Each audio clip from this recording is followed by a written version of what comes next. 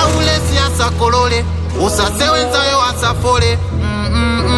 Popeza ndalama pasa sowe, usapalole pandisowe.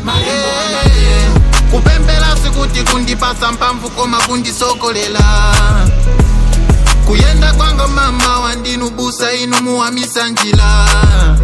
Pakuchoka pa nyumba, mbuye muzindikwira pasi. Olimbika kusewenza. How are you?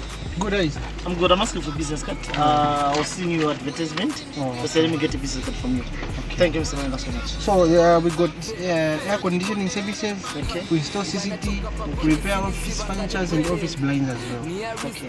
Thank you so much. All the details here? Yeah, there yes. So we're going to call you soon. Right, The promotion is still running on. Yeah, it's still running on. Okay, then I'll give you a phone call just now. Alright, thank you.